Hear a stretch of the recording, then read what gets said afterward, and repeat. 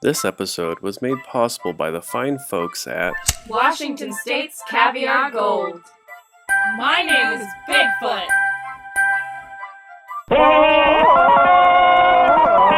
Hello, Rangers. It's the infamous dude with no front teeth. Your man, Scott Elkins, ScottElkinsMedia.com, in the place to be. Oh, yeah! And welcome to another episode of My Name is Bigfoot. And today we're going to talk about your quite extensive history in music and your passion.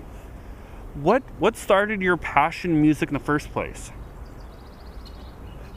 A lot of guys, well, most guys, go through that vocal change when they hit puberty and things. My voice went very deep, very quick.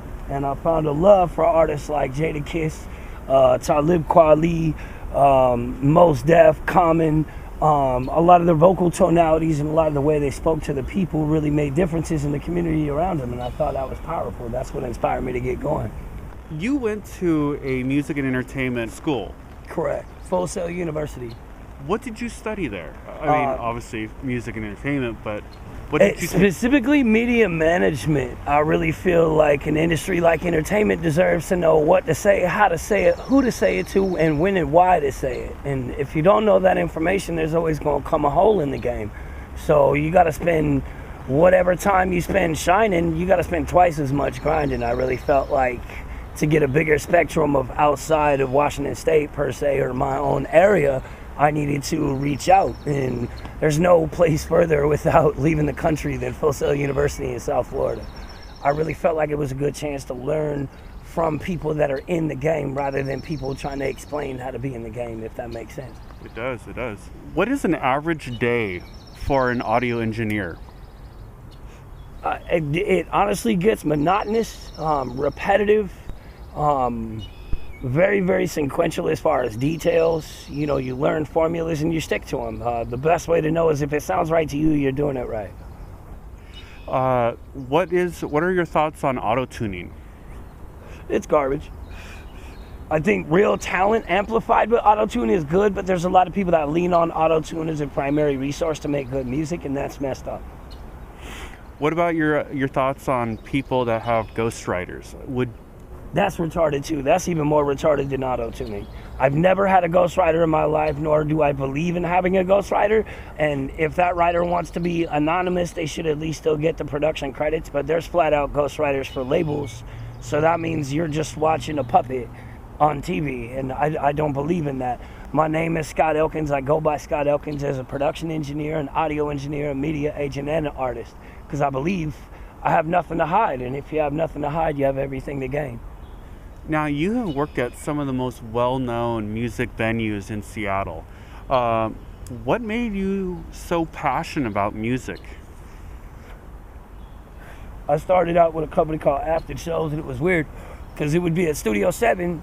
Shout out Studio 7, everybody down there. And there would just be this awkward silence between acts, like Bueller, Bueller, Bueller. And it was just weird. And finally, one of the promoters and security officers came to me and was like, you know, you're really charismatic and you have that, you know, Sunday tone of your voice. Why don't you just host the shows? We'll give you a couple of joints and some beer to drink.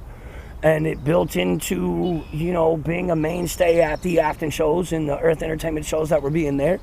And I felt after a couple of years of that, I had, you know, worked the kinks out of my game and really came with a product and a sound that was good. And I went to the ownership team there and I said, I feel I'm ready for the next level.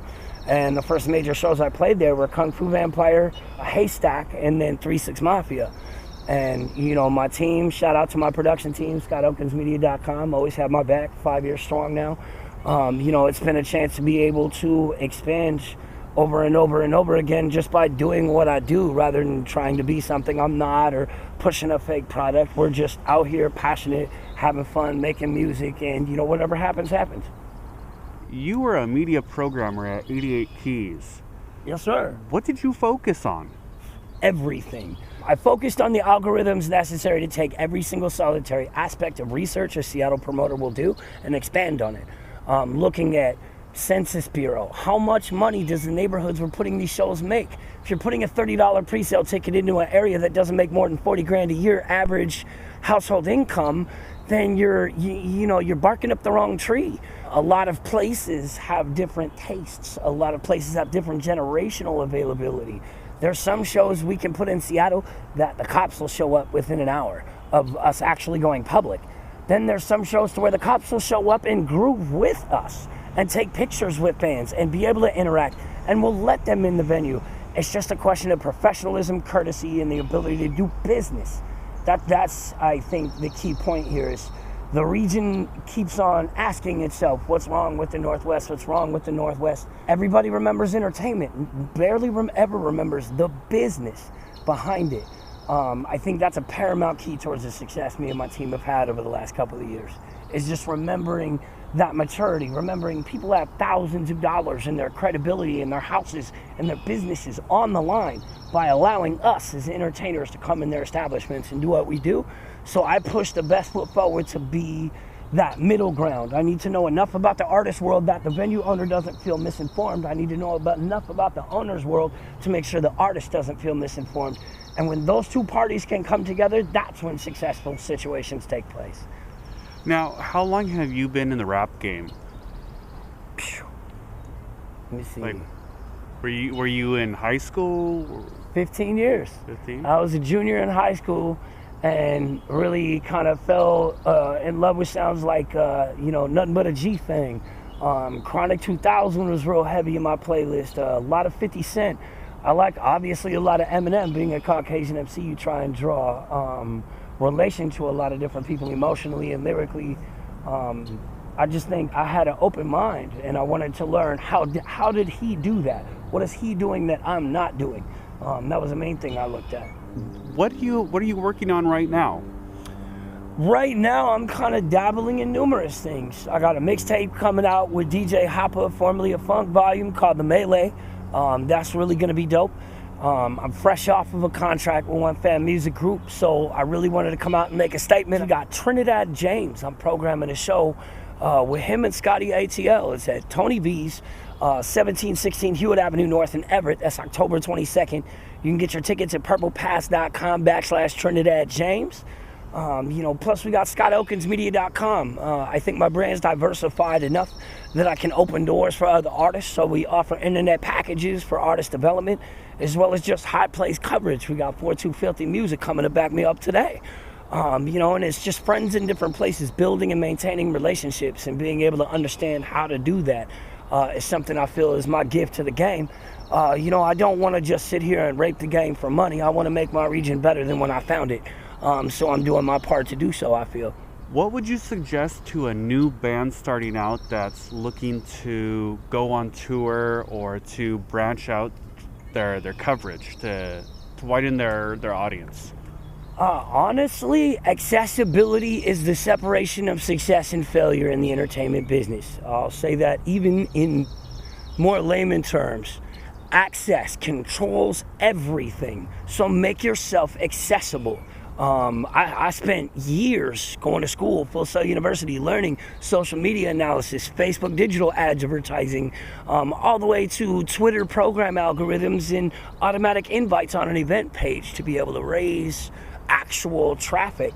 And showing those numbers really kind of tells the story of what goes right and what goes wrong. And if people pay more attention to that and just make yourself accessible, like Google, where can I license and register my music? Google music advertising programs, Google social media, and go on to everything. You can find Scott Elkins music on over 145 websites in 14 years of work.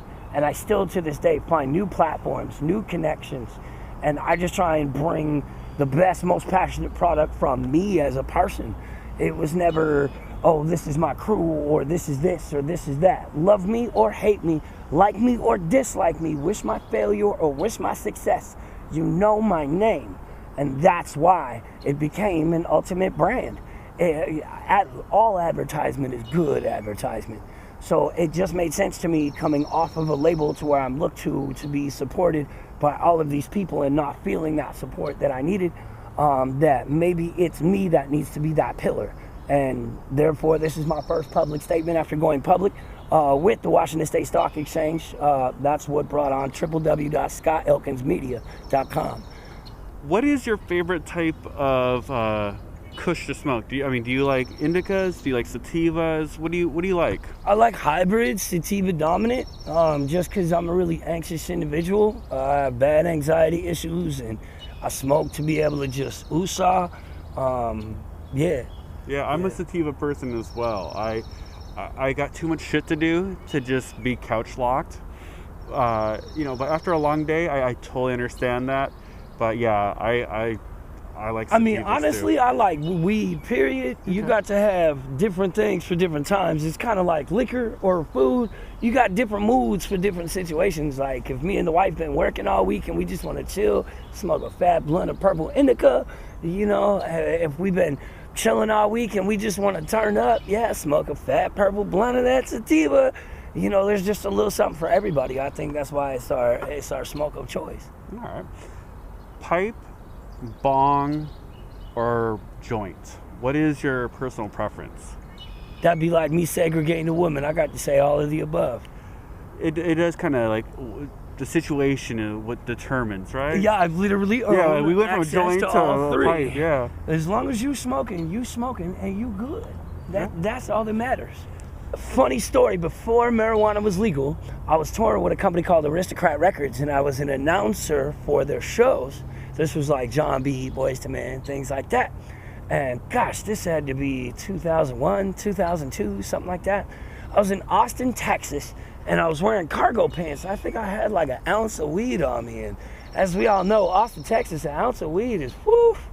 But Trouble City. I turn around and I'm just lit on my phone, pissed off at somebody, and I hang up and I turn around and there's a whole circle of cops right there in front of me, and I'm 2 drops of pee came out, Bigfoot, I'm not gonna lie. Cop looks at me and he says, "You're high tonight, aren't you?" And I looked at all of those officers, and one of the other ones, he put his hand on my shoulder and he said, "Don't lie, that'll be bad." And I said, "Yes, sir." And just because I kept it real, just like everything I do in this business, they let me go that night and laughed it off. So if there's any lesson towards the business I do, I keep it 1,000. Thank you so much.